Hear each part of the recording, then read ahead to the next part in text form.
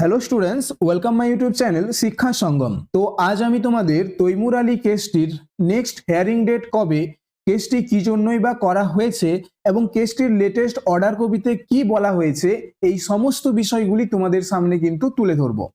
তো তোমরা ভিডিওটি শেষ পর্যন্ত দেখো এবং এই রকম ভিডিওগুলি পাওয়ার জন্য অবশ্যই চ্যানেলটিকে সাবস্ক্রাইব করে রাখো। তো প্রথমে দেখো তৈমুর আলী কেসটি কিভাবে তোমরা দেখবে। তো তোমরা প্রথমে সার্চ করবে Kolkata high court case status. Search করার পর তোমাদের সামনে এই ওয়েবসাইটটা চলে আসবে।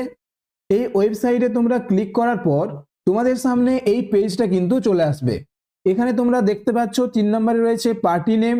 তো পার্টি নেমে কিন্তু তোমরা ক্লিক করবে, ঠিক আছে। পার্টি নেমে ক্লিক করার পর তোমাদের সামনে কিন্তু এই যে পেজটা দেখতে পাচ্ছ, এই পেজটা কিন্তু চলে আসবে।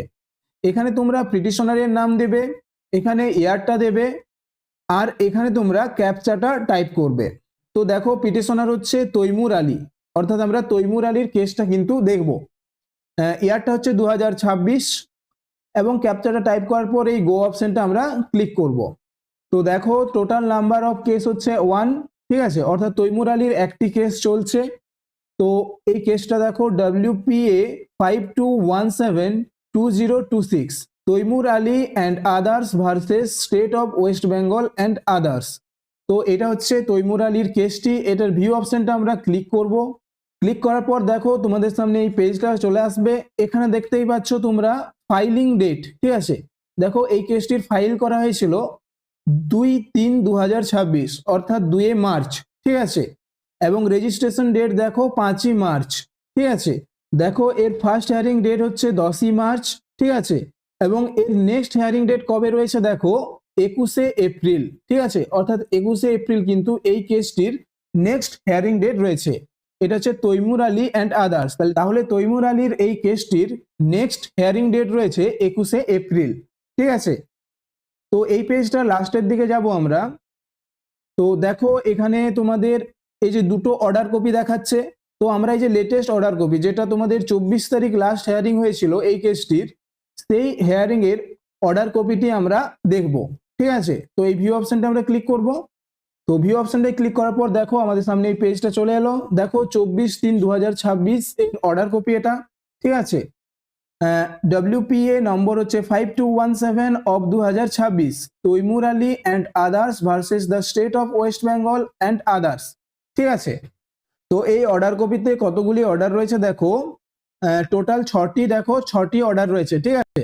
6টি অর্ডার রয়েছে। তো এখন তোমাদের প্রশ্ন হলো এই কেসটা কি জন্য হয়েছে, অর্থাৎ এই কেসটা কি, ঠিক আছে। তো এই কেসটি হচ্ছে যে কেসের ভিত্তিতে পিআরবি রিটিন টেস্টের, ঠিক আছে, রিটিন টেস্টের ক্যাটাগরি ওয়াইজ মার্কসটা পাবলিশ করে, ঠিক আছে। অর্থাৎ কি এই কেসের ভিত্তিতেই কিন্তু পিআরবি রিটিন টেস্টের ক্যাটাগরি ওয়াইজ তোমাদের মার্কসটা কিন্তু প্রকাশ করেছিল, ঠিক আছে। অর্থাৎ যখন তোমাদের রিটিন টেস্টের রেজাল্ট দেওয়া হয় তখন তো তোমাদের মধ্যে যারা পাস করেছিলে তাদের তো নাম্বার শো করেনি। তো তোমাদের ক্যাটাগরি ওয়াইজ নাম্বার শো করানোর জন্য যে কেসটি করা হয়েছিল সেটাই হলো এই কেসটি, ঠিক আছে। যার ফার্স্ট হিয়ারিং ডেট ছিল 10 মার্চ এবং 10 মার্চের রায় অনুযায়ী কিন্তু তোমাদের রিটিন টেস্টের ক্যাটাগরি ওয়াইজ নম্বর প্রকাশ করেছিল পিআরবি, ঠিক আছে। তো প্রথম পয়েন্টে তোমাদের এটাই বলা হয়েছে যে এই যে 10 মার্চ তোমাদের রিটিন টেস্টের ক্যাটাগরি ওয়াইজ যে মার্কস, ঠিক আছে, পাবলিশড হয়েছিল, তা কোর্টকে উভয় পক্ষ, ঠিক আছে, এই যে বোথ অফ পার্টিজ, উভয় পক্ষ অর্থাৎ আবেদনকারী ও রাজ্য সরকার উভয়ের আইনজীবী কর্তৃক দাখিল করা হয়েছে, ঠিক আছে। তো উভয় পক্ষই বলেছে যে এই মার্কসটা কিন্তু প্রকাশ করা হয়েছে, যেটা কিন্তু দাখিল করেছে কোর্টে। তো এতটা পর্যন্ত তো ঠিক ছিল।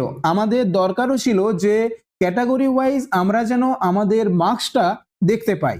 কিন্তু দ্বিতীয় পয়েন্টে দেখো এই যে মার্কস প্রকাশ করা হয়েছে যেখানে আবেদনকারীদের সার্টেন ইললিগ্যালিটিস, ঠিক আছে, অর্থাৎ কি, অর্থাৎ কিছু অবৈধ বিষয় আবেদনকারীদের নজরে পড়ে, ঠিক আছে।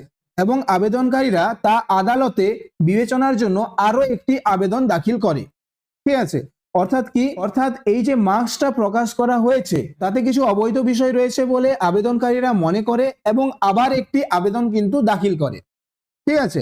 তৃতীয় পয়েন্টে রয়েছে আপাতত বিষয়টির শুনানি মুলতুবি করার জন্য প্রার্থনা করা হয়েছে এবং এখানে দেখো তোমাদের নেক্সট হিয়ারিং ডেট হচ্ছে 21 এপ্রিল 2026। ঠিক আছে, তো পুরো বিষয়টি দেখো, রিটিন টেস্টের ক্যাটাগরি ওয়াইজ মার্কস প্রকাশ করার জন্য এই কেসটি করা হয়েছিল। 10ই মার্চ এর রায় মেনে পিআরবি রিটিন টেস্টের মার্কস প্রকাশ করে, কিন্তু আবেদনকারীরা সেই মার্কস প্রকাশে কিছু অবৈধ দেখতে পায় এবং আবারও কেস করে। ঠিক আছে, মানে আবারও আবেদন দাখিল করে, যার নেক্সট হিয়ারিং ডেট হচ্ছে 21 এপ্রিল। ঠিক আছে, তো তোমরা এইরকম ইনফরমেটিভ ভিডিওগুলো পাওয়ার জন্য অবশ্যই চ্যানেলটিকে সাবস্ক্রাইব করে রাখতে পারো।